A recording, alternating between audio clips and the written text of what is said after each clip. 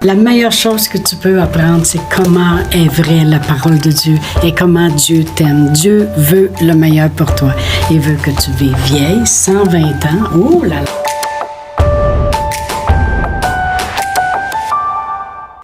Bonjour, bienvenue à Inspiration. Eh bien, quel beau sujet cette semaine, le but de la prospérité. C'est tellement important de comprendre que Dieu est riche, Dieu est prospère, il est prospérité. Tout lui appartient, puis il veut la passer au travers de nous, cette prospérité-là. Il veut la faire circuler. Amen.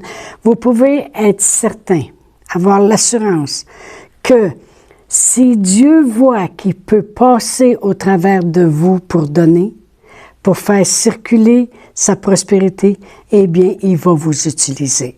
Amen. Et Dieu, il ne peut pas utiliser un réservoir. Parce qu'un réservoir, comme j'ai dit hier, c'est juste le prendre d'une place dans la main du méchant, puis la transférer à une autre place. C'est juste un transfert qui a eu lieu. Mais Dieu, il veut plus que ça. Il veut être capable de circuler. Il veut pas des réservoirs. Amen. Savez-vous que la prospérité sans vision, c'est de la pauvreté?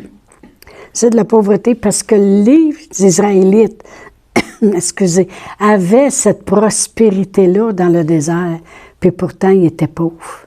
Pourtant, ils réussissaient pas, ils finissaient toujours par chialer puis commander. Quand tu passes ton temps à demander tout le temps, on n'a pas d'eau, on n'a pas de viande, on n'a pas de ciel, t'agis comme un pauvre.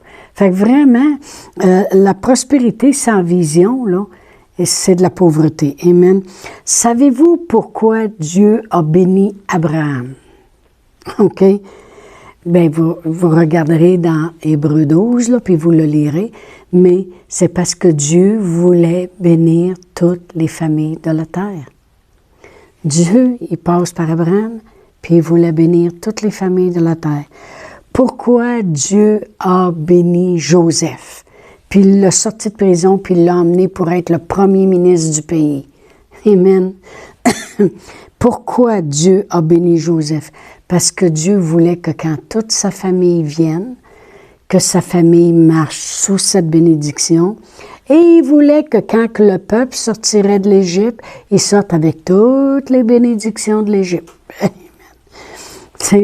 C'est pour ça que, pourquoi l'Égypte a le ramassé tant durant le temps de la famine?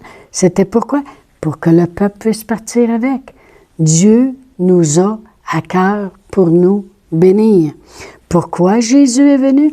Pour qu'on ait la vie puis qu'on l'ait en abondance. L'or puis l'argent, ça l'appartient à Dieu. Mais la vision de Dieu, elle est grande. C'est le monde. C'est toutes les familles de la terre. C'est que ça circule puis que le monde puisse en profiter. Dieu, il a mis l'or tout de suite dans le jardin. Il a montré à Adam, il dit, voici l'or, puis c'est bon. OK? Dieu, il voulait tout simplement qu'on l'ait. Mais il veut nous bénir avec, mais à notre tour, il s'attend qu'on va l'honorer, il s'attend qu'on va bénir ses œuvres et qu'on va bénir les autres. OK? Dans Genèse 12, 2, Dieu il a dit à Abraham, « Je te bénirai, je rendrai ton nom grand et tu seras une source de bénédiction. » Dieu veut, au travers de nous, il est la source, il est la prospérité. Mais tout l'or et l'argent qu'il y a sur cette terre lui appartient. Mais il veut être capable de travailler au travers de nous et comme Abraham, qu'on devienne des sources de bénédiction, des petites sources de la grande source. Vous comprenez? Amen. C'est quoi? J'ai marqué la grande vision de la prospérité de Dieu.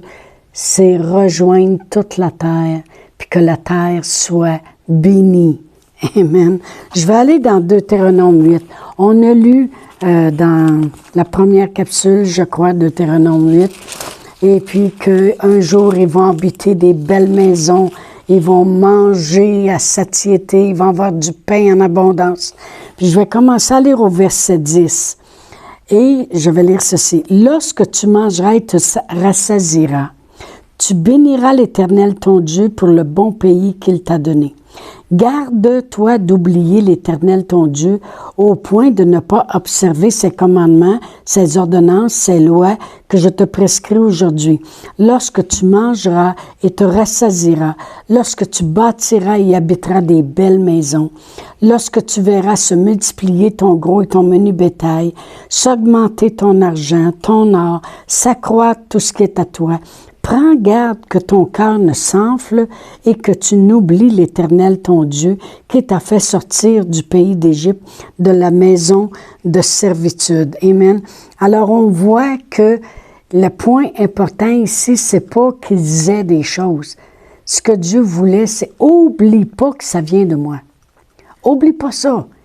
Mets pas ça de côté. Commence pas à t'enfler et à penser « Ah, ben moi, c'est parce que j'ai de l'éducation, puis c'est parce que j'ai une bonne job, puis c'est parce que moi, je suis fin. » Non, non, non, non. C'est toujours Dieu. Parce que la prospérité est à Dieu.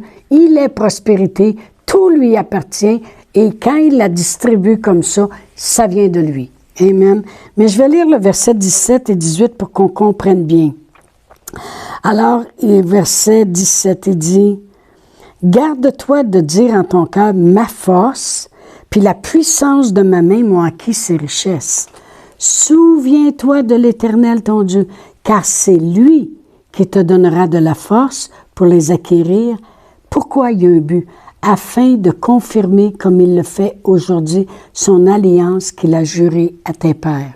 Ça, c'est un sujet qu'à un moment donné, je veux voir dans mes capsules, c'est l'alliance qu'on a avec Dieu. Et c'est quoi l'alliance? Parce que ça me revient souvent, mais j'attends le bon moment pour le faire. Mais Jésus il a dit, tout ce qui va t'arriver, les belles maisons, souviens-toi toujours, ça vient de moi. Parce qu'il y a une raison pourquoi je te le donne. Parce que je veux confirmer une alliance qui a été faite entre moi et vous autres. C'est une confirmation. Vous savez, quand un couple se marie, ils entrent en alliance, toutes les deux. Et on se souvient qu'on est en alliance avec la personne. Tout ce qu'elle a est à moi, puis tout ce qu'elle a est à toi, puis à moi, puis ça se partage les choses. Jésus dit, moi, là, la raison que la prospérité que j'ai, tout l'or, l'argent qui m'appartient, là, la raison que vous pouvez en jouir, n'oubliez pas que vous êtes en alliance avec moi, là. Ce qui est à moi est à vous. C'est juste pour le confirmer. Mais n'oubliez pas que ça vient de moi. Amen. Gloire à Dieu. Alors, c'est pour ça qu'il dit, garde-toi de dire en ton cœur que c'est ta force, ça n'a rien à voir. Ou c'est ta puissance, ou c'est ta main puissante qui t'ont acquéri ces richesses. Souviens-toi que c'est l'Éternel, parce que c'est une confirmation que je suis en alliance avec vous pour la raison pour laquelle vous êtes si prospères. Alors, la raison que la prospérité vient dans nos vies, la première raison, c'est parce qu'il veut démontrer qu'il est en alliance avec nous, avec son peuple. Et c'est la raison pourquoi il habiterait des belles maisons. La raison que l'alliance, que la prospérité vient avec nous dans nos vies à nous aujourd'hui, c'est à cause de l'alliance qu'il a faite avec Jésus à la croix. Vous savez, Dieu il faisait une alliance avec Jésus, mais Jésus, il prenait notre place. Alors, Jésus, il était à la croix, mais il nous représentait. Donc, c'est avec nous qu'il faisait une alliance. C'est pour ça que Jésus, il s'est fait homme pour marcher dans nos souliers, pour bien nous représenter à la croix. Et Dieu, il a fait une alliance avec Jésus.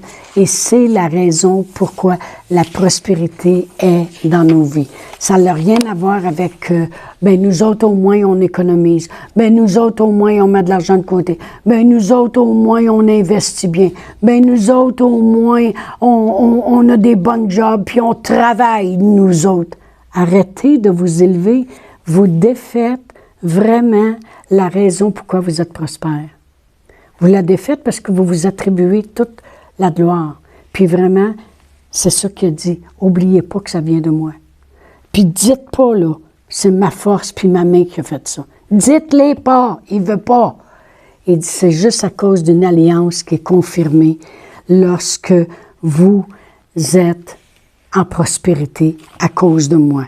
J'ai marqué sa part à Dieu d'alliance.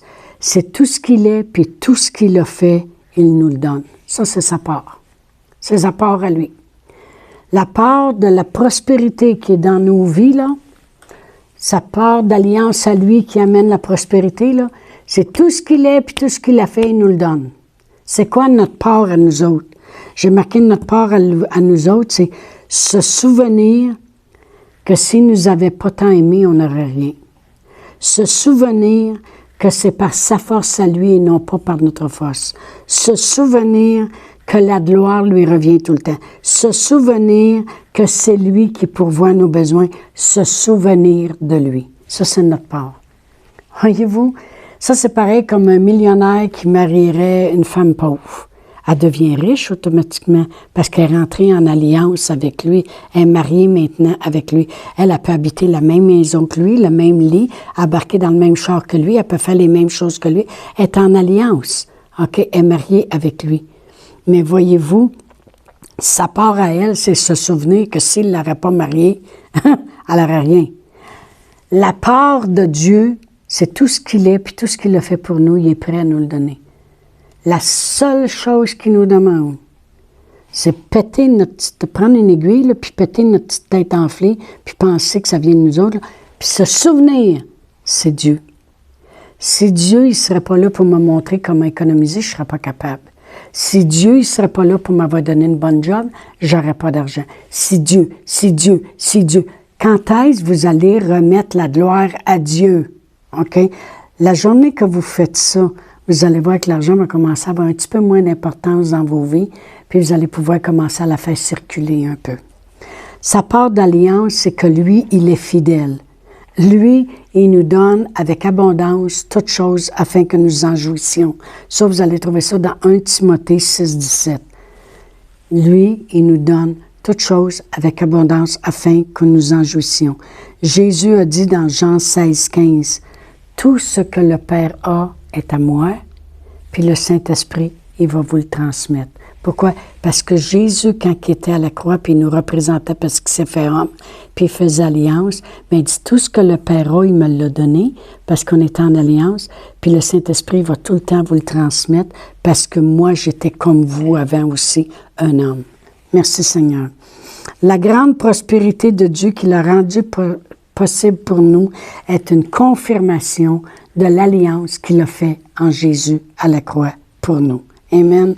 Maintenant, je vais lire dans Deutéronome 8 et je vais lire du verset, je partirai pas du verset 7, mais je vais lire, attendez un petit peu, le verset 15.